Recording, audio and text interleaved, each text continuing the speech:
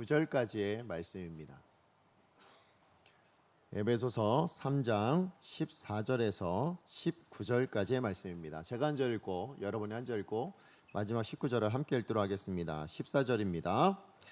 이러므로 내가 하늘과 땅에 있는 각 족속에게 아버지 앞에 무릎을 꿇고 비노니 그의 영광의 풍성함을 따라 그의 성령으로 말미암아 너희 속사람을 능력으로 강건하게 하시오며 믿음으로 말미암아 그리스도께서 너희 마음에 계시게 하시옵고 너희가 사랑 가운데서 뿌리가 박히고 터가 굳어져서 능히 모든 성도와 함께 지식에 넘치는 그리스도의 사랑을 알고 그 너비와 길이와 높이와 깊이가 어떠함을 깨달아 하나님의 모든 충만하신 것으로 너희에게 충만하게 하시기를 구하노라.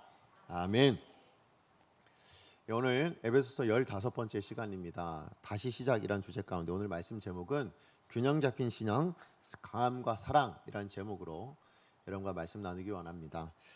저희 교회 이제 본격적으로 2학기가 시작된 것 같습니다. 사실 2학기는 우리 8월 말에 시작했지만 이제 바로 또 이어서 추석이 있지 않았습니까? 우리 지난주 추석 연휴 보내고 보니까 아마 지난 한 주간이 아마 본격적으로 이제 2학기 시작이다라고 이야기할 수 있을 것 같아요. 그리고 2학기 시작을 뭘로 시작했냐면 가장 먼저 양육훈련으로 시작했습니다. 저도 이제 제자훈련을 하고 있는데요. 저희 제자훈련도 이제 막 시작을 하게 됐습니다. 근데 제가 제자훈련을 좀 여러분에게 좀 잠깐 그냥 소개를 시켜드리자면 제자훈련은 오리엔테이션까지 하면요 거의 34주가 걸립니다. 딱 거의 34주. 그러니까 여름에 방학 뭐 겨울에 잠깐 이렇게 빼면 거의 1년 훈련을 해야만 이 제자훈련의 과정이 마쳐집니다. 그리고 이제 제자훈련은 크게 3권으로 이제 배우거든요. 그러니까 첫 번째 권은 뭐냐면 제자훈련의 터다지기라고 해서 경건 생활에 대한 내용을 배우고요. 그다음에 이제 두 번째 권은 뭐냐면 아무도 흔들 수 없는 나의 구원이라고 해서 구원과 관련되어져 있는 성경의 핵심 교리를 배웁니다. 그래서 구원과 관련되어져 있는 핵심적인 교리가 뭐냐를 배우게 되고요. 그리고 이제 세 번째 권은 뭐냐면 작은 예수가 되라라고 해서 이 안에 있는 내용은 이제 우리가 예수님의 제자로서 예수님을 닮은 사람으로서 우리가 어떤 삶의 양식들, 어떤 삶의 방식들을 갖춰야 되는가, 삶에 대한 부분을 배우는 게 이제 3권의 내용입니다. 자, 그러니까 이 세 권들의 내용을 배우면 그래도 제자. 그러니까 근데 여러분 오해하시지 말아야 될 건 뭐냐면 제자 훈련 마치면 제자가 되냐, 제자로 완성이 되냐, 그건 아닙니다. 여러분 우리 남자분들은 다 이제 군대 갔다 와서 아시겠지만 여러분 신병 훈련소 훈련 수료했다고 군인다워질까요? 저는 그러지 않다고 생각합니다. 무슨 얘기냐면 신병교육소 훈련 저는 5주 받았거든요. 근데 그 5주 훈련 받았다고 제가 뭐 군인다워지고 뭐 이러지 않아요. 그냥 군인으로서 어떻게 생활해야 되고 군인으로서 뭘 알아야 되고 군인으로서 뭘 해야 되는지에 대한 걸 잠깐 배운 거예요.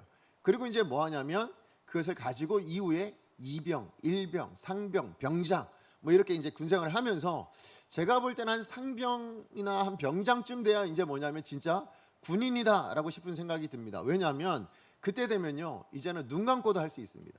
그죠? 그 눈 감고도 뭐든지 다 할 수 있어요. 내가 배웠던 거, 내가 가진 주특기 이거 있잖아요. 뭐 총을 조립하고 수리하고 뭐 이런 것들 있잖아요. 그러면 이제 뭐 다 할 수 있어요. 그러니까 여러분 신병 교육 훈련했다고 해서 군인 됐다 이게 아니고요. 사실은 그 신병 훈련에서는 군인이 되려면 어떤 내용들 요소들을 알아야 된다를 가르치고 그래서 그게 굉장히 힘들어요. 아닌 걸 배우게 되니까. 그런데 이제 그 이후에 이제 본격적으로 군인으로서 하는 삶, 그래서 군인다워지는 그것이 되어져 가는 것처럼요. 사실 제자훈련도 저는 그렇다고 생각합니다. 제자훈련이 신병훈련소 같은 곳이에요. 그래서 제자로서 우리가 뭘 알아야 되고 제자로 살려면 어떤 것들이 필요하냐 이걸 배우게 되고 그 이후에 뭐냐면 이제 제자훈련 마쳐지고 난 다음에 그 배운 것을 가지고 그럼 난 제자답게 이렇게 살아야 되고 저렇게 살아야 되고 이런 것들을 살아가는 삶. 그래서 날마다 제자다워지는 삶을 살아내는 데 있어서 필요한 것 그거 배우는 게 제자훈련입니다. 자, 그런데요 제가 제자훈련을 하면서 사실은 가장 강조하는 1, 2, 3권의 내용을 배우잖아요. 근데 그 중에 제가 가장 강조하는 게 있습니다. 뭐냐면 1권이에요. 1권. 1권에 나오는 이 경건 생활에 대해서 제가 굉장히 강조합니다. 어느 정도로 강조하냐면 전 제자훈련 시작할 때부터 뭐라고 얘기하냐면 여러분 이 제자훈련 하시면서 여러분 배울 때 이제 1권, 2권, 3권을 33주에 걸쳐서 34주에 걸쳐서 배우실 텐데 다른 거 다 잊어먹으실 수 있습니다. 다 잊어먹으셔도 됩니다. 그러나 반드시 평생 동안 기억하시고 평생 동안 놓치지 마셔야 될 거, 이거 하나는 분명히 놓치지 않으셔야 됩니다. 그게 뭐냐면 1권의 내용입니다. 제가 이렇게 이야기합니다.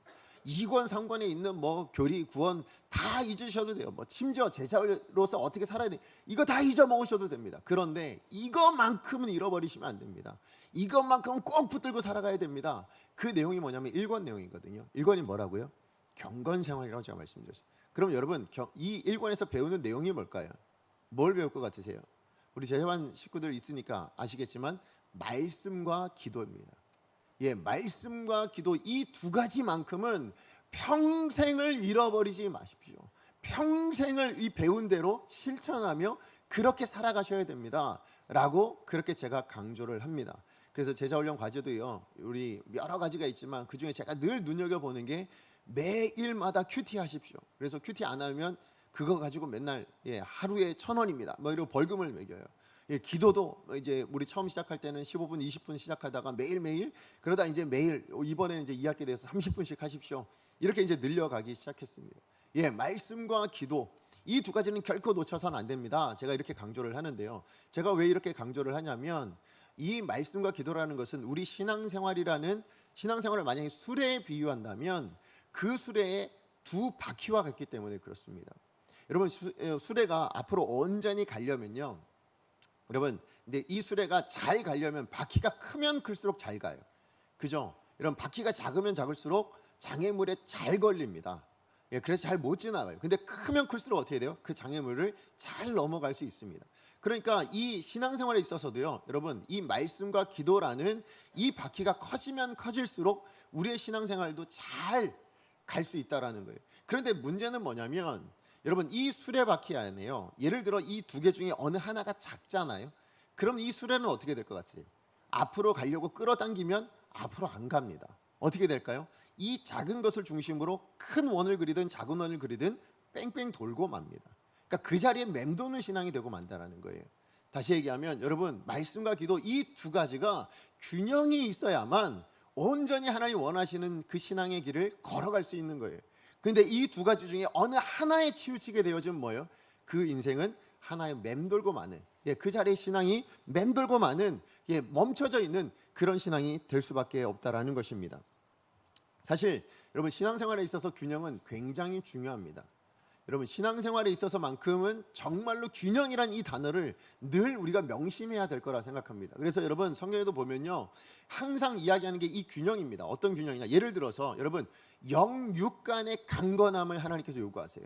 무슨 얘기냐면, 여러분, 영혼이 강건하다고 신앙생활이 좋은 거냐? 아니라는 겁니다. 여러분, 육체도 강건해야 온전한 신앙생활을 할 수 있습니다. 반대로요, 여러분, 육체만 강건하면 그럼 영적으로 건강하다 얘기할 수 있냐? 그럴 수 없습니다. 여러분, 육체로도 강해야 되겠지만 뭐도 강해야 됩니까? 영적으로도 강해야, 다시 얘기해서 영육의 균형이 갖추어져 있어야 건강한 신앙생활을 할 수 있다는 것입니다. 여러분, 또 신앙이라는 것도 또 뭐의 균형이 있어야 되냐면 삶이라는 균형이 있어야 됩니다. 여러분, 신앙이라는 것, 우리가 신앙생활 여기서요, 뭐 이렇게 예배 드리고 기도하고 말씀 보고 이 모든 것은 다 하면서 결국 삶의 자리에서는 아무런 실천이 없다면, 여러분, 삶의 자리에서 말씀대로 살아내는 그 삶 자체가 없다면 그게 무슨 의미가 있냐는 거예요. 아니면 여러분, 삶은 있는데요, 그 삶에서 뭘 해야 될지 모르고 신앙의 내용을 모른다면 그것 또한 아무 의미가 없지 않습니까? 그러니까 우리가 신앙에 대한 것이 있으세요? 그러면 삶도 있으셔야 됩니다. 신앙에 대한, 말씀에 대한 지식이 있으십니까? 그러면 그것을 가지고 살아내는 삶이 따라와야 돼요. 이 두 가지 균형이 없으면 그 신앙은 온전할 수 없다라는 것입니다. 마찬가지로 아까 제가 말씀드렸던 말씀과 기도도 동일한 겁니다. 여러분, 한번 생각해 보세요. 말씀을 정말 많이 아시는 분이 계십니다. 여러분, 우리 제자훈련하는 교회가 가지고 있는 사실은 큰 단점이 하나 있어요. 그게 뭐냐면, 여러분, 제자훈련하는 교회가 가지는 약점이에요. 약점, 단점보다는 약점인데, 그게 뭐냐면 제자훈련에만 너무 치우치다 보면 어떤 일이 생기냐면 냉랭함이 생겨요. 그러니까 신앙이 굉장히 드라이하고 건조해집니다. 자, 그런데요, 또 반대로 기도만 뜨거운 그런 또 사람이 있잖아요. 그런 교회가 있잖아요. 그러면 어떻게 될까요? 제가 이전에 있던 모교회가 그랬어요. 여러분, 제가 고등학교 그리고 제가 대학교 그 청년 시절에요, 정말 기도가 뜨거워서 정말 기도를 하며 전 새벽 저녁으로 기도했거든요. 그렇게 기도하던 시절이 있었는데요. 그런데 그 시기가 지나고 나니까 어떤 일이 있었냐면 공허해지다라는 거예요. 그 뜨거움이 식어지고 나니까 실제로 신앙을 떠나버린 친구들이 나올 정도로 그렇게 신앙이 공허해지더라고요. 무슨 얘기냐? 여러분, 말씀도 많이 알아야 되겠지만 그와 함께 뭐요? 기도의 뜨거움도 있어야 된다는 거예요. 말씀을 배우셨어요? 말씀을 읽으셨습니까? 그럼 그 말씀 붙들고 어디로? 기도의 자리로 나아갈 때 비로소 균형 잡힌 신앙생활이 가능하다라는 것입니다. 사실 오늘 본문에 나오는 이 사도 바울이요, 이 사도 바울이 바로 이 균형 잡힌 신앙의 아주 제대로 된 모습을 보여주고 있습니다. 오늘 본문의 사도 바울이 바로 그것을 알려주고 있어요. 여러분, 오늘 본문의 내용이 뭡니까? 기도입니다. 근데 사실은 이 기도는 1장에 의해서 두 번째 나오는 기도예요. 근데 이 기도가 어떻게 시작되고 있는가? 우리 어떻게 시작되는지 한번 볼까요? 자, 14절에 15절입니다. 같이 한번 읽어보겠습니다. 시작. 이러므로 내가 하늘과 땅에 있는 각 족속에게 이름을 주신 아버지 앞에 무릎을 꿇고 비노니. 예, 오늘 사도 바울의 기도가 어떻게 시작합니까? 이러므로라는 접속사로 시작합니다. 여러분, 이러므로가 어떤 의미예요? 여러분, 좀 풀어보면 뭡니까? 이러이러한 이유로, 아니면 이러이러한 이유 때문에, 그래서 내가 이렇게 기도합니다. 지금 그 얘기입니다. 그러니까 앞서 어떤 내용이 있어서 그 내용 때문에, 그 앞서 있었던 어떤 일 때문에 내가 기도합니다, 이런 이야기예요. 자, 그러면 여러분, 앞서 나온 내용이 뭘까요? 뭐와 연결되어 있습니까? 우리 지난주에 살펴봤던 사도 바울의 개인적인 이야기였죠. 그죠? 사도 바울이 자기 자신에 대해서 에베소 성도들에게 내가 어떤 사람이었는지를 한번 밝히는 내용이었어요. 자, 우리 지난주 살펴봤지만 에베소 성도들에게 사도 바울은 뭐라고 소개합니까? 내가 하나님의 은혜로 말미암아 뭐가 된 사람이라고요? 일꾼 되었던 사람입니다. 나는 하나님의 은혜로 일꾼 된 사람이에요. 이렇게 자기를 소개합니다. 예, 그러면서 뭐 하는 일꾼입니까? 뭐 하는 일꾼이에요? 복음의 일꾼이죠. 예, 맞아요. 하나님의 말씀을 증거하는, 그 복음을 증거하는 일꾼. 특별히 누구를 향해서? 에베소 성도들과 같은 이방인들에게 복음을 증거하는 데 있어 하나님께서 내게 그 사명을 맡기신 그 일꾼입니다 라고 그렇게 자기 자신을 이야기했습니다. 자, 그리고요, 그런 복음의 안에는 어떤 은혜가 있느냐, 이것도 전해줬는데 어떤 은혜가 있습니까? 유대인이든 이방인이든 이 복음 안에서 하나가 되어지는 그런 은혜가 있는 복음을 내가 전하는 바로 그 일꾼입니다 라고 그렇게 이야기해요. 자, 그런데 이 은혜가, 이 복음에 담겨져 있는 이 능력이, 그럼 사도 바울은 어떻게 알게 됐다고 이야기하느냐? 3절 말씀에 보니까 어떻게 되어 있냐면 하나님께서 주신 계시로 말미암아 알게 됐다고 얘기합니다. 무슨 얘기예요? 하나님께서 주신 말씀 때문에, 하나님께로 계시로 받은 그 말씀 때문에 내가 그 복음의 능력을 증거하는, 이것을 나누어 줄 수 있는 그런 일꾼이 되었노라. 그렇게 지금 사도 바울이 이야기를 했습니다. 그러니까 지금 사도 바울은 무슨 얘기를 하냐면 하나님께 주신 그 말씀 때문에 내게 맡기신 하나님의 사명이 뭔지를 깨닫게 되었고, 그 말씀 때문에 내가 그 말씀 붙들고 에베소 성도들에게 이 복음, 이 말씀을 증거하는 사역을 지금 감당하고 있노라. 그거를 에베소 성도들에게 전했단 말이에요. 무엇을 가지고요? 말씀을 통해서 전했단 말이죠. 예, 맞아요. 이 하나님의 말씀, 이 계시를 가지고 증거하고 난 이후에 뭐 했다고요? 지금 사도 바울이 뭐 하고 있는 겁니까? 기도로 이어지고 있다라는 거예요. 다시 얘기해서 말씀을 증거하고 나서 그 말씀 전한 것을 붙잡고 어디로 나아갑니까? 하나님께 기도하는 그 기도의 자리로 나아가고 있는 사도 바울의 모습을 보여주고 있다라는 것이죠. 여러분, 이러한 사도 바울의 모습은요, 앞서 나왔던 1장에도 마찬가지였어요. 아까 제가 이 기도는 두 번째라 말씀드렸어요. 1장에도 이 기도가 이미 나와 있었습니다. 여러분, 1장 초반에 어떤 내용이었어요? 사도 바울이 뭘 얘기했습니까? 삼위 하나님의 구원 사역에 대해서 얘기했어요. 삼위 하나님의 구원 사역이 뭐냐? 성부 하나님은 구원을 계획하셨다. 그리고 성자 예수님은 그 구원을 완성해 주셨다. 그리고 성령 하나님은 그 구원을 우리 각 개인에게 적용해 주셨다. 그렇게 삼위 하나님의 구원 사역에 대해서 말씀을 통해서 그렇게 이야기해 놓고요, 그것을 가지고 이후에 뭘 하는가? 우리 에베소서 1장 15절에서 16절이에요. 우리 같이 한번 읽어보겠습니다. 시작. 이로 말미암아 주 예수 안에서 너희 믿음과 모든 성도를 향한 사랑을 나도 듣고 내가 기도할 때 여기까지만 읽을게요. 여러분, 15절에 이로 말미암아로 또 시작합니다. 똑같은 내용이죠. 앞서 있었던 그 삼위 하나님의 구원 사역을 내가 너희에게 증거했어. 이로 말미암아. 그래서 16절로 어디로 갑니까? 내가 기도할 때로 가요.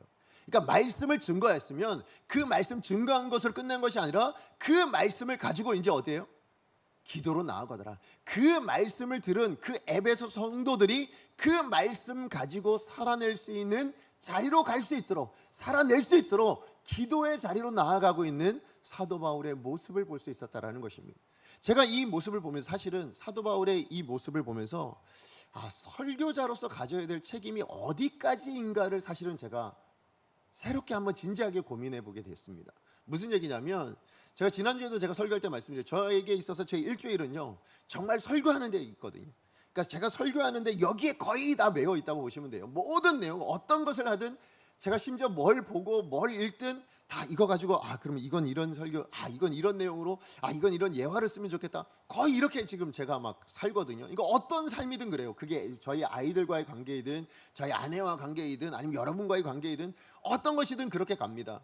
그렇게 해서 말씀을 증거하는데 제 모든 것을 다 쏟아 놓는다, 제가 이렇게 말씀드렸잖아요. 근데 오늘 사도 바울은요 그걸 그렇게 전한 것으로 끝내지 않더라는 거예요. 그것을 그렇게 전했으면 그 이후에 뭐까지 합니까? 그 말씀을 받아든 우리 성도들이, 그 말씀을 받아든 그분들이 뭐 해야 된다고요? 그 말씀대로 살아낼 수 있도록 기도의 자리까지 나아가고 있는, 그죠? 그 기도까지가 설교자가 감당해야 될 책임이다라는 것을 사도 바울이 보여주더라고요. 그래서 그렇구나, 내가 해야 될 일이 바로 내가 그것을 했어야 되는구나 라는 것을 다시 한번 새롭게, 다시 한번 진지하게 고민해 볼 수 있었습니다. 그런데 여러분, 이런 모습이 설교자만 가져야 되는가? 그게 아니라는 거예요. 무슨 얘기냐면, 여러분 말씀을 들으셨습니까?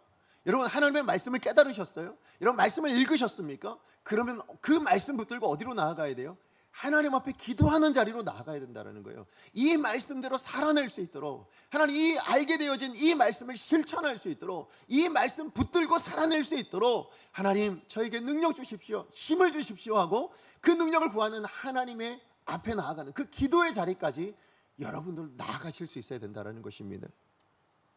그러므로 여러분, 오늘 본문에 이렇게 신앙의 균형, 이 균형 잡힌 신앙을 가진 오늘 사도 바울이 에베소 성도들에게 말씀을 전하고요, 그 복음을 증거하고 나서, 그리고 나서 뭐예요? 기도의 자리로 나아가 기도를 하고 있습니다. 하나님 앞에 무릎을 꿇고 정말 간절하게 그렇게 기도하고 있어요. 자, 그런데 오늘 저는 바로 이 사도 바울이 드린 이 기도의 내용, 이것을 좀 저와 여러분 우리가 함께 나누기를 원합니다. 오늘 사도 바울이 누구를 위해서 기도합니까? 에베소 교회 성도들을 위해서 기도하잖아요, 그죠? 저는 오늘 이 기도를 내용을 통해서요, 사실은 우리가 교회를 위해서 기도할 때 무엇을 기도해야 될까? 그죠? 우리 가정도 교회잖아요. 작은 교회잖아요. 우리 가정을 위해서 기도해야 될 때 무엇을 위해서 기도해야 되나? 어떤 것을 기도해야 되나? 여러분, 우리 개인도 교회입니다. 맞죠? 그렇다면 나를 위해서 기도할 때 나는 뭘 더 먼저 구해야 되는가? 오늘 사도 바울의 이 기도의 내용을 통해서, 이 균형 잡힌 기도의 내용을 통해서 우리가 같이 한번 뭘 기도해야 될지, 그걸 우리가 한번 살펴보기를 원합니다. 다시 한번 말씀드려요. 이 기도의 내용 안에도요, 사실은 사도 바울의 균형이 나옵니다. 자, 첫 번째, 사도 바울이 기도한 게 뭐냐? 가장 먼저 기도한 게 뭡니까? 겉사람이 아니라 속사람의 강건함을 간구하고 있다라는 거예요. 겉이 아니라 속을 위해서 기도하고 있었다라는 것입니다. 우리 16절 말씀 같이 한번 읽어보겠습니다. 시작. 그의 영광의 풍성함을 따라 그의 성령으로 말미암아 너희 속사람을 능력으로 강건하게 하시오며. 여러분, 지금 사도 바울이 가장 먼저 기도한 게 뭐냐면, 지금 사실은 에베소 성도들이 이방인이기 때문에요, 그들이 복음을 받아들인 것 때문에 그들이 겪게 된 일들이 있어요. 핍박을 일단 당했습니다. 그리고는 그 지역 사회로부터 외면을 당했기 때문에, 그래서 뭐예요? 경제적으로나 여러 상황들의 어려움들이 있었어요. 또 뿐만 아니라 이 에베소 교회가 하나님께서 맡기신 그 사명들을 감당함에 있어서의 필요한 능력들, 이런 것들을 다 필요했거든요. 그러니까 그런 모든 것들이 필요하다는 것, 그런 기도 제목을 사도 바울도 분명히 알았을 것입니다. 그런데 오늘 사도 바울은요, 그런 모든 현실적인 눈에 드러난 어떤 문제들을 가지고 하나님 앞에 기도하지 않더라는 것입니다. 뭘 기도합니까? 그런 문제들을 해결해 주십시오. 그런 어떤 문제를 해결할 수 있는 어떤 능력을 좀 주십시오. 그 문제를 좀 피하게 해 주십시오. 그렇게 기도하지 않고요, 뭘 기도한다고요? 우리 에베소 성도들의 내면을 위한 기도가 가장 먼저 나오고 있다는 것을 여러분 기억하셔야 됩니다. 여러분, 왜 사도 바울이 이렇게 기도할 수 있었는가? 어떻게 이렇게 기도할 수 있었는가? 그의 경험 때문이었다고 저는 생각해요. 무슨 경험이냐면, 여러분, 사도 바울도요, 그가 사역을 하면서 생겼던 육체의 가시가 있었잖아요. 근데 이 육체의 가시를 좀 제거해 주십시오. 하나님, 제가 사역을 하는 데 있어서 이 육체의 가시 때문에 하나님이 영광을 가릴 수도 있는 거 아닙니까? 아니면 내가 이 사역을 하는데 너무 불편합니다. 하나님, 이 육체의 가시를 없애주십시오. 이러면서 기도를 했어요. 근데 그렇게 기도할 때마다 3번에 걸쳐서 기도를 했는데요, 그때마다 하나님 뭐라고 이야기하세요? 내 은혜가 내게 족하다. 그렇게 이야기를 하는 거예요. 그래서 뭐예요? 사도 바울이 기도를 이제 그만합니다. 기도를 그칩니다. 왜 그쳤을까요? 왜 기도를 그만했을까요? 육체의 가시가 여전했을 텐데 왜 그가 그만뒀는가? 그가 깨닫게 된 게 있었거든요. 뭐냐면, 이 응답을 통해서 그 사도 바울이 깨닫는 게 뭐냐면, 내 인생 가운데 가시가 있고 없고가 중요한 것보다, 그것도 중요하지만 그것보다 더 먼저 중요한 것이 있는데 뭐냐면, 내가 가시가 있든 없든 나에게 있어서 더 중요한 것은 하나님이 계시냐 안 계시냐가 중요했다는 거예요. 그러니까 하나님이 계시면 가시가 있든 없든 그건 중요하지 않다. 하나님만 계시면 된다. 하나님이 나의 하나님 되시고 하나님의 은혜가 있으면 내가 가시가 있든 그건 아무런 문제가 되지 않는다. 내 은혜면 족하다. 무슨 얘기예요? 문제가 있고 없고가 아니라 은혜면 된다. 하나님이면 된다. 이걸 깨닫고 나니까 뭐예요? 더 이상 기도할 필요가 없다. 그거 구할 게 아니라 뭘 구해야 된다? 은혜 구해야 되는 거구나. 이걸 알게 되었다라는 것입니다. 그렇기 때문에 지금 사도 바울이 기도를 하는데 당면한 여러 문제들을 외면한 게 아니에요. 모르는 게 아닙니다. 분명히 그것은 해결되어져야 되고요, 그 문제는 풀어져야 될 일이에요. 그러나 그것보다 먼저 구해야 될 것, 가장 우선적으로 구해야 될 것이 있다. 그게 뭐다요? 속사람의 강건함이다. 하나님의 은혜다. 하나님의 능력이다. 성령으로 말미암은 그 능력이 있어야만 된다. 이것을 구했다라는 것입니다. 그래서 사도 바울이 한 사람을 위해서 기도하고 있는 거예요. 여러분, 여러 가지 일들, 문제들 해결되는 것도 중요하지만 아니요, 그 문제를 막다트리고 있는 그 사람, 그 영혼을 위해서 기도하는 것이 너무나도 중요하다. 그런데 그 영혼에게 뭐가 필요하다? 문제 해결의 능력이 아니라 뭐라고요? 하나님이 필요하다. 하나님의 능력이 필요하다. 그 능력으로 말미암은 구체적인 내용은 뭐라고요? 속사람의 강건함. 이 강건함이 있어야만 어떤 문제든 감당할 수 있다. 그것을 이야기해 주고 있는 것입니다. 맞아요. 여러분, 오늘 말씀해 보면 지금 사도 바울이 속사람을 강건하게 해달라고 기도합니다. 그죠? 능력으로, 성령의 능력으로 말미암아 속사람이 강건하게 해달라고 기도해요. 근데 한번 생각해 보시면, 여러분, 속사람이 강건하게 해달라는 말에는 전제가 있습니다. 무슨 전제가 있을까요?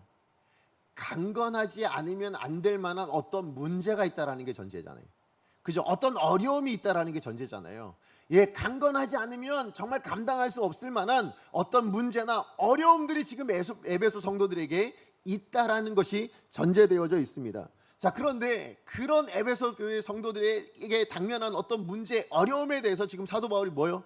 그거 해결해 달라고 기도하지 않는다라는 거예요. 그죠? 그거 해결해 달라고 기도하지 않고요. 또 하나, 여러분, 정말 사도 바울이 참 대단한 사람인 건 뭐냐면, 그런 어려운 사람들을 볼 때 여러분 마음은 어떠세요? 내가 도와줄 수 있으면 내가 도와줬으면 좋겠다. 그래서 뭐예요? 나를 좀 잘 되게 해주시면 제가 돕겠습니다. 이렇게 돼야지.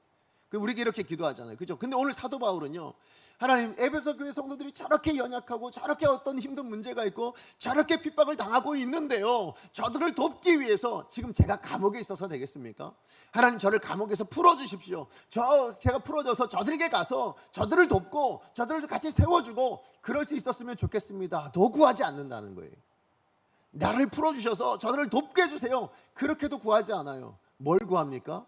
저들 스스로 감당할 수 있도록 속사람이 강건하게 해주세요. 저들 스스로 그 모든 문제를 이겨낼 수 있도록 속사람의 강건함을 하나님의 능력으로 만들어주세요. 그렇게 지금 사도 바울이 구하고 있다라는 것이죠. 여러분, 그러고 보면 정말로 여러분, 오늘 우리가 살아가는 이 시대야말로 강함이 필요한 시대인 것 같습니다. 왜냐하면 우리는 그냥 살다 보면 잘 인식하지 못하지만요, 사실 모든 성도들은요, 영적 전투 가운데 살아가거든요. 그죠? 하나님의 말씀이 그래요. 우리 모든 성도는 그리스도의 군사로 이 땅을 살아가면서 영적 전쟁을 치르며 살아가는 존재들입니다. 여러분, 그래서 구약 성경에도 보면요, 이스라엘 백성들이 처음 출애굽하고 났을 때에 뭐예요? 출애굽하고 나서 바로 가나안 땅으로 들어갔습니까? 아니죠. 광야에서 지내잖아요. 자, 그런데 그 광야를 지내고 나서 이제 가나안 땅 앞에까지 진짜 도달했습니다. 근데 그 가나안 땅이 어떤 땅이에요? 하나님이 약속하신 젖과 꿀이 흐르는 땅이죠. 예, 그 젖과 꿀이 흐르는 땅에 들어가서 그 땅 딱 들어갔을 때 가장 먼저 만난 게 뭐예요? 젖과 꿀을 만났습니까? 아닙니다. 뭘 만났어요? 그 땅에 거주하는 가나안 사람들이에요. 예, 무기 들고 칼 들고 지금 대적하려고 하는, 쫓겨나지 않으려고 애쓰고 있는 그 가나안 사람들, 원주민들을 가장 먼저 맞닥뜨렸어요. 여러분, 무슨 얘기입니까? 젖과 꿀? 예, 맞아요. 그건 분명히 하나님 약속되어져 있는 것입니다. 우리 신앙생활할 때도 마찬가지예요. 하나님이 우리 가운데 신앙생활을 통해서, 우리 구원을 통해서 하나님 은혜 주시겠다고 약속하셨습니다. 근데 그 은혜가 바로 오지 않더라고요. 뭐가 있어야 된다고요? 영적인 전투가 있어야 된다고요.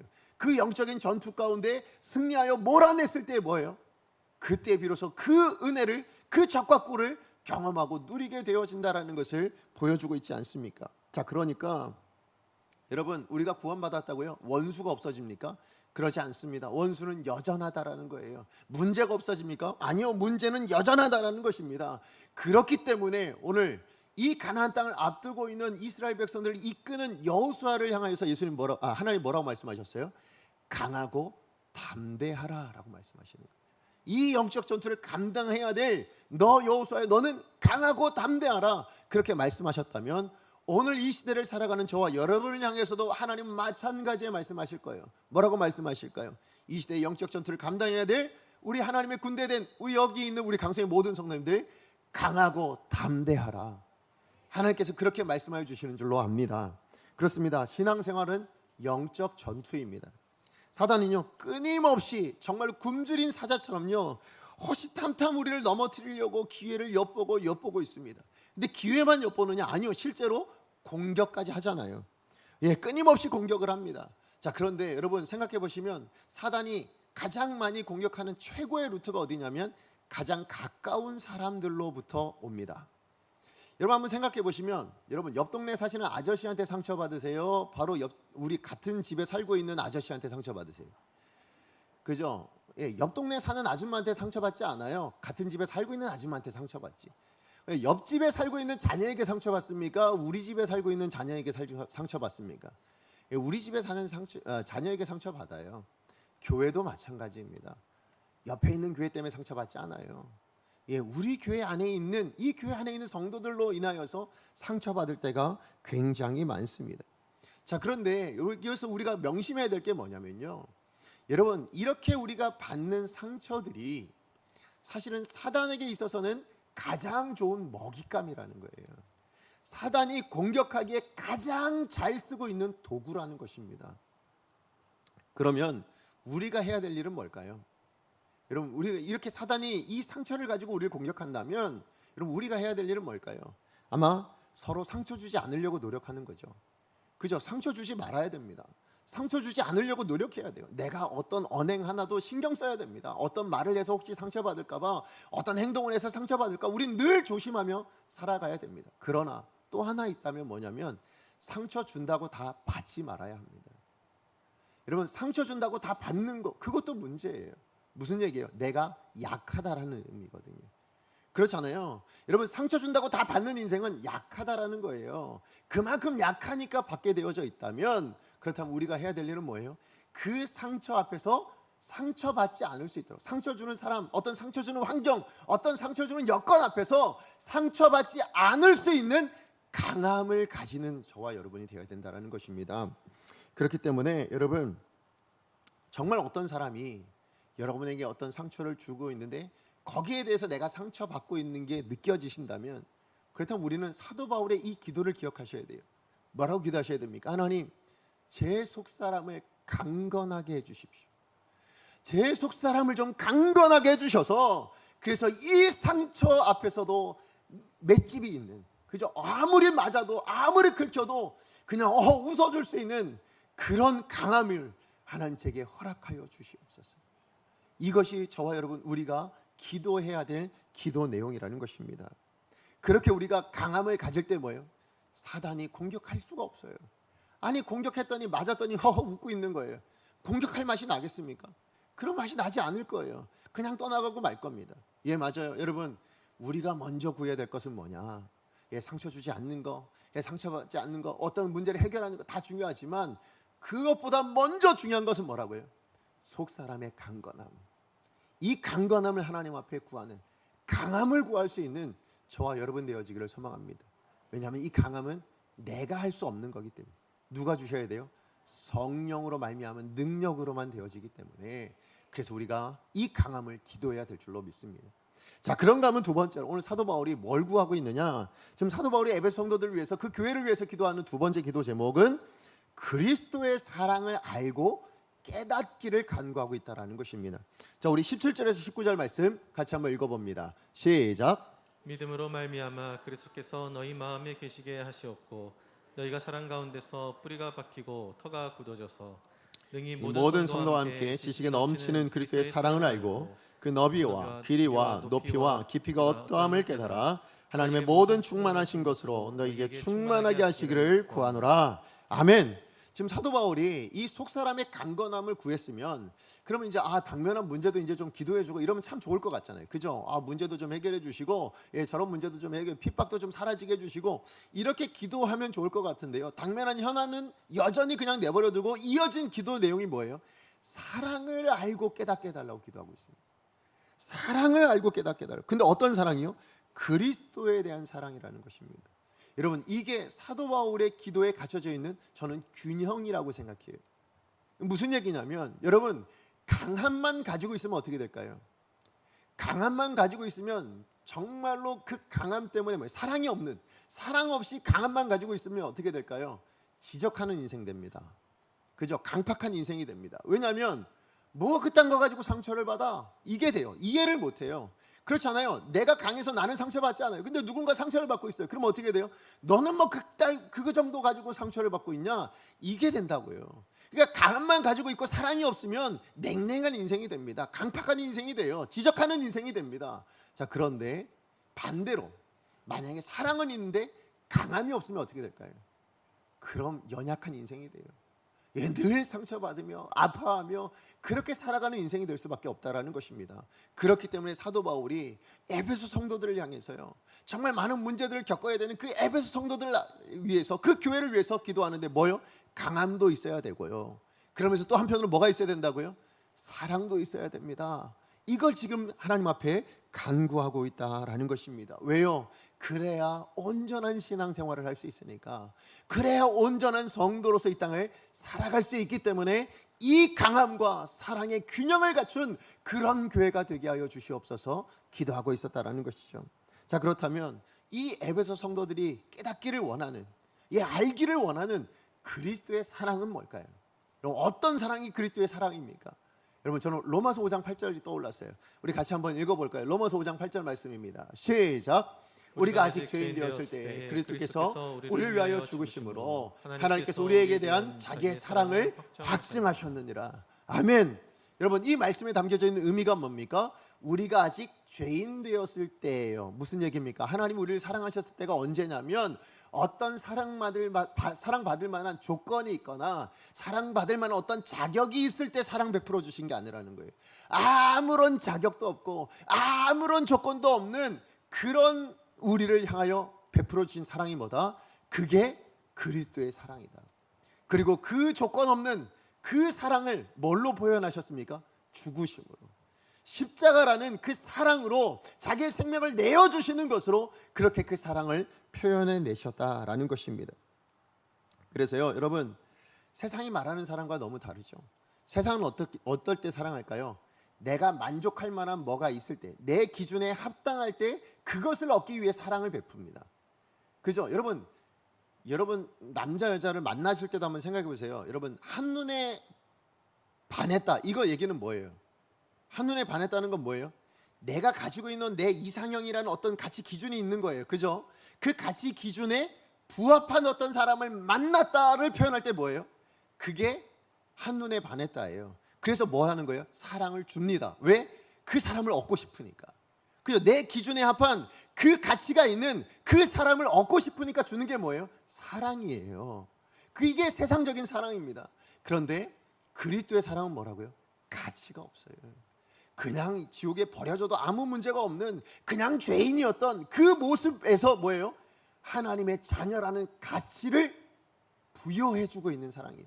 그래서요, 제가 누군지 모르겠지만 여러분 고린도전서 13장 말씀에 대한 어떤 분이 설교를 하시면서, 어느 목사님 설교를 하시면서 이런 이야기를 하셨습니다. 뭐냐면, 여러분 세상적인 사랑은 에로스라고 표현을 하고요, 여러분 그러면 그리스도의 사랑은 뭘까요? 아가페. 다 아시죠? 예, 아가페 사랑입니다. 근데 그 에로스와 아가페를 이렇게 표현하시더라고요. 제가 읽어드릴게요. 에로스는 처음부터 가치 있는 것을 갖고자 하는 사랑이라면, 아가페는 처음부터 가치 없는 것에 가치를 부여하는 사랑이다. 여러분 이 차이가 지금 아까 제가 설명드렸던 바로 그 내용이에요. 뭐냐면 에로스 사랑은요, 가치가 이미 있어요. 그 있는 것을 보고 그것을 갖기 위해서 주는 사랑, 그게 에로스 사랑이라면, 아가페 사랑은 뭐라고요? 처음부터 가치가 아무것도 없는 거예요. 아무런 가치가 없는데 그 아무런 가치가 없는 그곳에 가치를 부여해주는, 다시 얘기해서 우리가 죄인이었을 때 죄인으로서 아무 가치가 없어요. 하나님의 사람으로서는 아무런 쓸모가 없는 사람이에요. 그런데 그런 쓸모없는 우리에게 하나님께서 십자가의 은혜를, 그 가치를 베풀어 주시면서 뭘 만드시는 거예요? 너는 하나님의 자녀야, 너는 하나님의 백성이야, 너는 내 사람이야, 이렇게 가치를 지속해서 부여해 주는 것, 그게 뭐라고요? 그게 아가페 사랑이라고 말씀해 주고 있는 것입니다. 예, 맞아요. 그래서 여러분 고린도전서 13장 말씀을 보시면, 그래서 사랑을 뭐라고 표현하고 있느냐, 어떻게 표현합니까? 여러분 이 하나님의 사랑, 이 그리스도의 사랑을 어떻게 표현하고 있는가, 어떻게 정의하고 있는가, 여러분 다 아시죠? 여러분 고린도전서 사랑장이잖아요. 시작이 어떻게 됩니까? 사랑은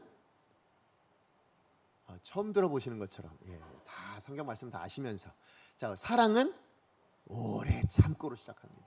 예, 사랑은 오래 참는 것으로 시작합니다. 왜요? 단기간에 되어지는 건 에로스예요. 그죠? 한눈에 팍, 이거는 에로스예요. 한눈에 딱 보고, 아, 저 사람 매력 있어, 매력 없어, 아, 저 사람은 사랑스러워, 사랑스럽지 않아, 아, 저 사람 예쁘고 예쁘지 않아, 다 뭐예요? 한눈에예요. 잠깐에 일어나는 일이에요. 그런데 아가페 사랑은 뭐냐? 딱 봐도 안 예뻐요. 계속 봐도 매력적이지 않아요. 그런데도 뭐예요? 사랑하고 사랑하고 아껴주고, 예, 보살펴주고 품어주고, 예, 그렇게 안아주는, 그게 아가페 사랑입니다. 그래서 여러분 아가페 사랑의 특징은 뭐냐면 오래입니다. 예, 짧은 게 아니고 길게 봐야 된다라는 거예요. 그래서 여러분 이 13장의 사랑의 마지막도 어떻게 가느냐, 우리 고린도전서 13장 7절 말씀 같이 한번 읽어봅니다. 시작. 모든 것을 참으며 모든 것을 믿으며 모든 것을 바라며 모든 것을 견디느니라. 아멘. 다 뭐예요? 시간이 필요하죠. 참아내야 되고요, 믿어줘야 되고요, 예, 바라면서 소망하면서 견뎌내야 되는 것이 사랑이다. 어떤 사랑이요? 아가페 사랑. 그리스도의 사랑이 그러한 사랑이다라고 이야기를 하고 있습니다. 예, 아무런 가치 없는 우리를 향하여 가치를 부여해 주시는 사랑, 그 사랑이 저와 여러분 우리가 받은 사랑이에요. 예, 우리가 받은 그리스도의 사랑이라는 것입니다. 그래서요 여러분 사도 바울이 이 사랑을 가지고, 여러분 19절에 뭐라고 얘기합니까? 우리를 향해 부어주신 이 사랑, 이 그리스도의 사랑이 얼마나 위대한 것인지, 그 능력이 얼마나 대단한 것인지를 표현하면서 뭐라고 얘기합니까? 그 너비와 그 길이와 그 높이와 그 깊이가 어떠함을 깨달았으면 좋겠다. 무슨 얘기예요? 사랑 단순하지 않다라는 거예요. 사랑 요만하지 않다라는 거예요. 그것을 헤아릴 수 없는 너비와 길이와 높이와 깊이가 있는 것이 그리스도의 사랑이다. 이걸 좀 깨달았으면 좋겠다. 그런데 이 부분에 있어서요, 이걸 주석하신 목사님들 중에 존 스토트 목사님이 쓰신 이 말이 전 너무 와닿아가지고, 그래서 여러분에게 좀 소개시켜 주려고 제가 가지고 왔어요. 뭐냐면 이 너비와 길이와 높이와 깊이, 이 부분을 해석하시는데 뭐라고 해석했냐면, 제가 읽어드릴게요.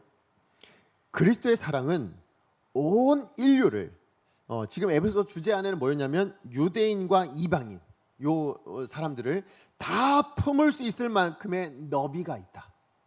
그리고 영원까지 계속될 만큼 길다. 뭐가요? 그리스도의 사랑이. 그리고 가장 타락하여 가장 밑바닥에 있는 죄인에게 도달할 만큼 깊다. 그리고 모든 그리스도인들을 하늘에 도달하게 할 만큼 높다. 이게 뭐라고요? 그리스도의 사랑이다. 그렇게 표현해 주시더라고요. 예, 제가 이 말씀을 묵상하는데요, 사실 떠오른 찬양이 하나 있었습니다. 근데 이 찬양을 공교롭게도 오늘 우리 예배 전에 마지막에 불렀던 찬양이더라고요. 그 4절 찬양인데 뭐냐면, 여러분 그냥 들어주세요. 제가 한번 불러볼게요.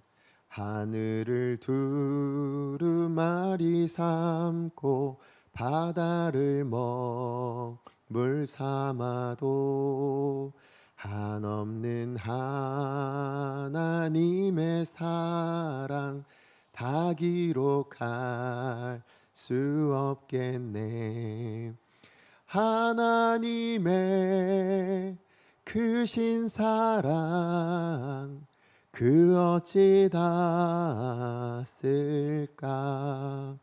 저 하늘 높이 쌓아도 채우지 못하리. 예, 이게 그리스도의 사랑이래요. 우리가 경험한 사랑, 우리가 겪은 사랑이 바로 이 그리스도의 사랑이라고, 이러한 사랑이라고 하나님께서 말씀해 주고 계시더라고요. 예, 맞아요. 이 사랑이 우리 가운데 부어져서, 여러분, 교회는 바로 이 사랑 위에 세워져 있는 교회입니다. 그래서 여러분 17절에 하반절에 사도 바울이 뭐라고 이야기합니까? 너희가 사랑 가운데서 뿌리가 박히고 터가 굳어졌다라고 이야기하고 있어요. 무슨 얘기입니까? 여러분, 교회의 터는 무엇입니까? 사랑이래요. 여러분, 교회가 뿌리 내려야 될 땅은 어디라고 얘기합니까? 사랑이라고 이야기합니다. 어떤 사랑이요? 그리스도의 사랑입니다. 내가 할 수 있는 사랑, 내가 할 만한 사랑 아니에요. 그래서 여러분, 오늘 여기에 나오는 말씀 가운데 지금 사도 바울이 뭘 얘기하냐면 지식에 넘치는 사랑을 알게 해달라고 기도하죠. 여러분, 여기 나오는 이 지식에 넘치는 이라는 말은요, 사실 원어 그대로 해석하자면 지식을 초월하는 사랑입니다.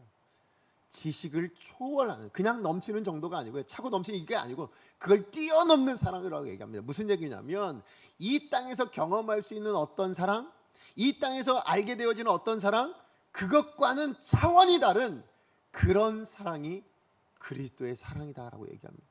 그 사랑 위에 터가 세워진 것이 교회다라고 말씀하세요. 그 사랑 위에 뿌리를 내려야 되는 것이 교회다. 그래야 든든하게 서간다. 그러니까 교회는요, 언제 든든해집니까? 사랑 위에 세워질 때 든든합니다. 교회는 언제 든든합니까? 사랑의 땅에 뿌리 내려질 때 든든해진다라고 말씀하십니다. 그러므로 여러분, 정말 하나님께서 세우신 교회가 사랑이라는 터 위에 세워지고 뿌리 내려졌다면요, 여러분, 우리 강성교회도 그런 교회인 줄로 믿습니다. 그렇다면 우리 강성교회의 이 공동체의 한 일원이 된 우리 개인은 어떻게 살아야 될까요? 우리도 사랑, 그리스도의 사랑, 세상적인 사랑 말고요, 가치가 있어서 그 사랑을 추구하는 사랑 말고요, 정말 아무 가치 없음에도 그저 나에게 상처 주고 아픔 주고 힘듦 주고 아니면 그냥 외면하고 싶은 그런 사람이라 할지라도 저가 하나님의 사람이니까, 저가 그리스도의 몸된 공동체로 나에게 형제고 자매이니까 사랑해 줄 수 있는 그 사랑을 우리가 감당해낼 때에 이 터는 더 굳건해질 줄로 믿습니다. 말씀의 결론을 맺습니다. 여러분, 건강한 신앙생활이요, 반드시 필요한 것이 뭐냐? 균형입니다. 균형이 있는 신앙생활을 하셔야 합니다. 말씀과 기도의 균형이 있는 저와 여러분 되셨으면 좋겠습니다. 말씀과 기도란 이 두 수레바퀴가 견고하셨으면 좋겠습니다. 그리고 또 하나, 오늘 사도 바울의 기도처럼 우리가 기도할 때 이 두 가지 균형이 있어야 됩니다. 하나는 강함이 있게 하여 주시옵소서. 우리 속사람의 강건함이 있게 하여 주셔서 어떤 문제가 오고 어떤 아픔이 오더라도 그것을 넉넉히 다 감당해낼 수 있는 그런 강함이 있는 교회가 되게 하여 주시옵소서. 강함이 있는 성도가 되게 하여 주시옵소서. 내 힘 말고 성령께서 주시는 능력으로. 그리고 두 번째 뭐요? 사랑의 터 위에 세워지게 해주세요. 사랑의 뿌리 내린 그런 교회가 되게 하여 주시옵소서. 세상이 이야기하는 그런 사랑 말고 하나님께서 예수님께서 보여주신 아가파의 사랑을 실천할 수 있는, 그것에 뿌리 내릴 수 있는 나의 신앙, 나의 모습이 되게 하여 주시옵소서. 이것이 우리의 기도 제목으로 삼고 평생을 살아가야 될 줄로 믿습니다.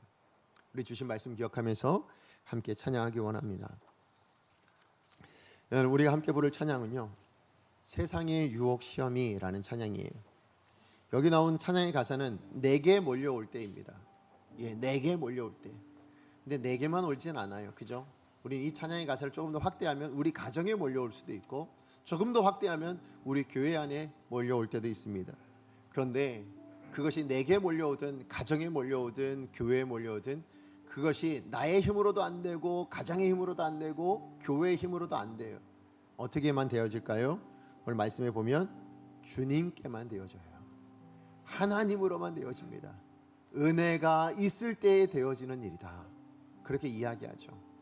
오늘 주신 말씀 기억합니다. 하나님, 그 은혜가 내게 속사람의 강력함으로 오게 하여 주시고 사랑의 터 위에서 흔들리지 않을 수 있는 그런 견고함이 있게 하여 주시옵소서. 우리 이런 마음을 가지고 세상의 유혹 시험이 함께 찬양합니다.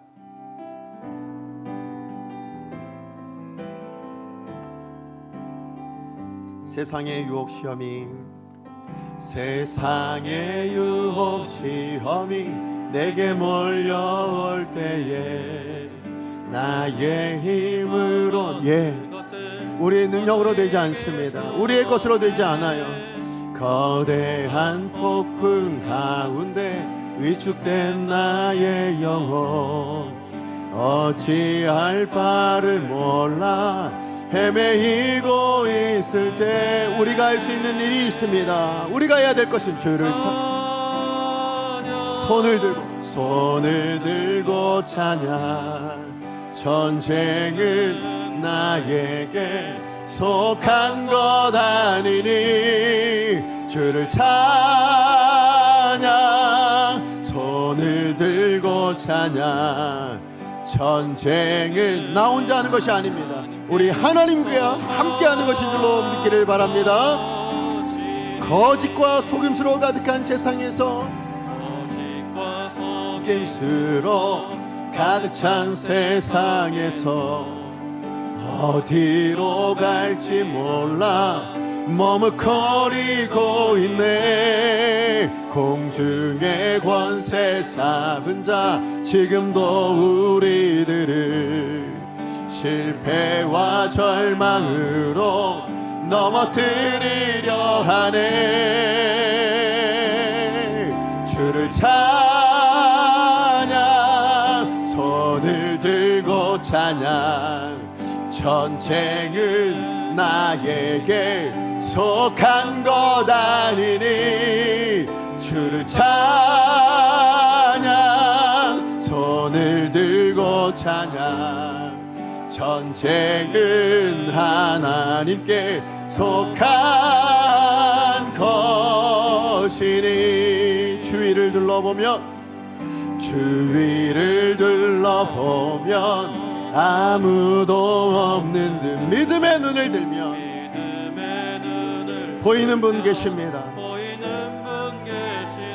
지금도 우리 안에서 역사하시는, 지금도 우리 교회 안에서 역사하시는 그 사망의 모든 어둠의 권세를 물리치신 그 예수님의 사랑이 오늘 우리 가운데 부어지고 있습니다. 우리 그 믿음을 가지고 주를 찬양. 손을 들고 찬양. 전쟁은 나에게 속한 것 아니니 주를 찬양. 손을 들고 찬양. 전쟁은 하나님께 속한 것. 우리 다시 한번 믿음으로 주를 찬양합니다. 손을 들고 주님을 찬양합니다. 우리 믿음의 손을 들고 주님 앞에 항복하며 나아갑니다. 하나님, 우리의 능력으로 되지 않습니다. 우리가 싸워야 될 것은 세상의 영적인 것이 우리 하나님과 가까이 있기를 싸우며 그것에 애쓸 수 있는 우리가 되게 하여 주시옵소서.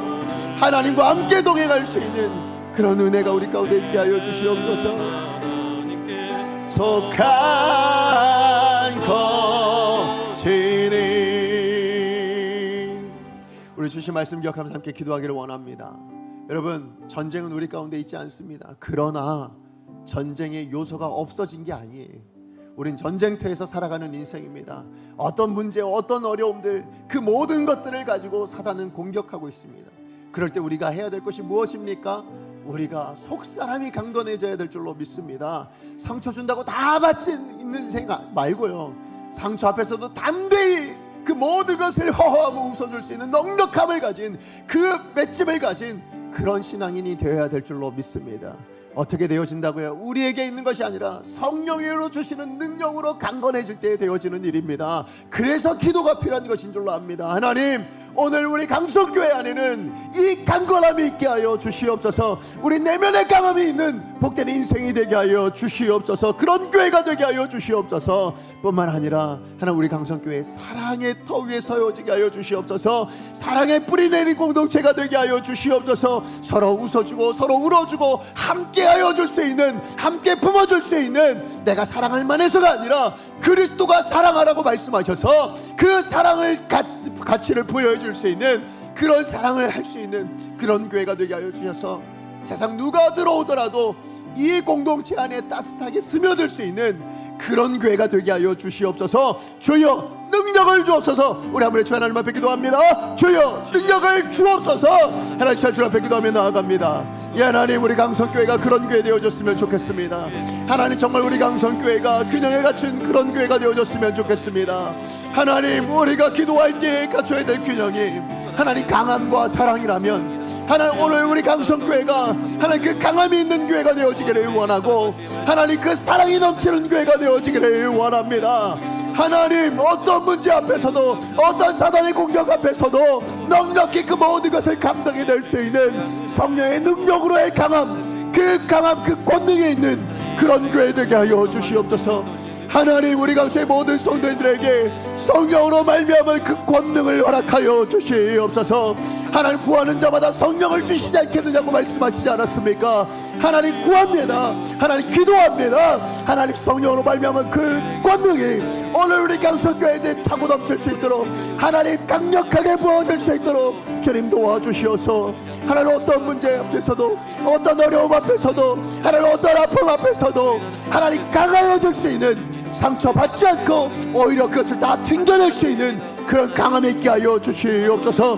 뿐만 아니라 하나님, 우리 교회 안에 강함이 있다면 그 강함을 가지고 섬기는 자리로 나아갈 수 있고 사랑하는 자리로 나아갈 수 있는 그런 사랑이 있게 하여 주시옵소서. 하나님, 사랑의 터 위에 세워지게 해주세요. 하나님, 사랑의 뿌리 내린 교회가 되게 해주세요. 그래야 견고할 수 있습니다. 그래야 흔들리지 않을 수 있습니다. 모두가 하나 되어질 수 있습니다. 하나님이 사랑이란 터 위에 세워지는 그런 교회가 되게 해주세요. 사랑할 만한 사람만 사랑하지 것이 아니라 그리스도의 사랑으로 사랑할 수 없는 사람도 사랑할 수 있는, 정말로 원수까지도 사랑할 수 있는 그 사랑이 우리 강성교회의 터가 될 수 있게 해주세요. 하나님, 그 아가페의 사랑이 우리 강성교회의 뿌리가 되어지는 땅이 될 수 있게 해주십시오. 우리 강성교회는 바로 그 위에 세워지는, 그 사랑 위에 세워지는, 그렇게 세워진 교회가 되어질 수 있도록 주님 도와주시옵소서. 앞으로도 이 강함과 사랑으로 든든해져가는, 행복해져가는, 정말 아름다워져가는 그런 교회가 될 수 있도록 주님 축복하여 주시옵소서. 사랑하는 하나님, 감사합니다.